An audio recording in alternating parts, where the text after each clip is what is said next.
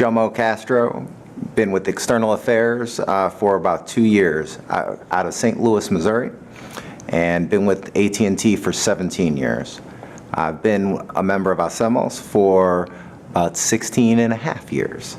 So I started I joined HACEMOS shortly after I joined the company.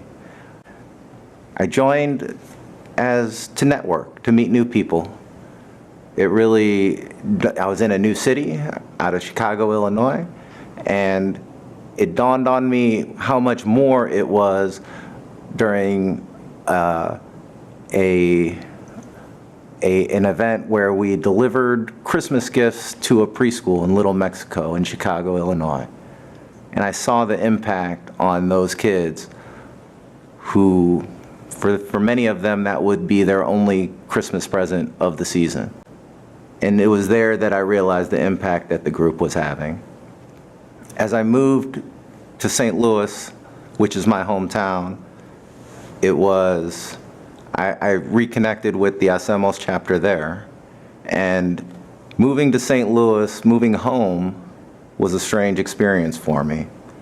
I was practically in culture shock moving back to my hometown. I was going from a multicultural workforce and city to St. Louis to something that was not. HACEMOS gave me hope that there were others that I could relate to and work with and work toward to better the community. As far as growing up is concerned, I grew up in an area of St. Louis called University City, which is actually a very diverse place.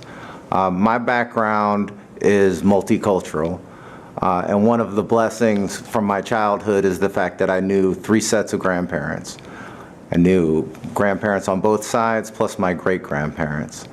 On my mom's side, it was Russian and Polish, and on my dad's side, it was Spanish. Growing up where I grew up, I was going to a high school that was 80% African-American, and I found myself as a Spanish, Russian, Jew, not relating to the African Americans, not relating to the Caucasians. I always felt like an other of the other. Getting back to those 3 sets of grandparents, it was, you get that back to knowing them, to hearing their history. Friday night dinners were a constant, for where my great-grandmother would be the cook. And that was always a special time because I grew up, it was me and my mom. And that was the one real dinner we would have every week. And then there were the visits to my grandparents, Joe and Molly, in Florida every year, like an annual pilgrimage. I was named after them, Jomo. Those visits were always special to me, and it wasn't until really when I was much older, as I approached college age, that I really understood their history. I'd always heard my grandfather talk in many dialects, many different languages. When he'd talk to the guy in Spanish when he was out washing his car, and it wasn't really until then that I even understood that I had Hispanic roots. And that was a powerful realization and something I carried and wanted to explore further as I went into college. As far as AT&T is concerned, one thing I love is the fact that they do embrace diversity, that they walk the talk. With HACEMOS, one of our keystone events is High Technology Day, and I've been honored to lead that on a national level several times, and on a local level several times as well.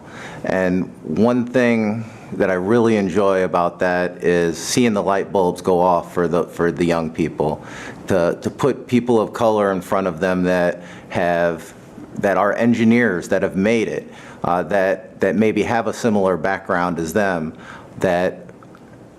and these might be careers that they never even thought of or envisioned for themselves. And one of the most powerful things about running it on a national scale is when I would get kudos from a colleague for arranging a public speaker in Los Angeles and how that impacted the students that she had and how my decision impacted her team and those children.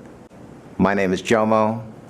I am an American with a multicultural background and influences, and I'm proud to work for AT&T.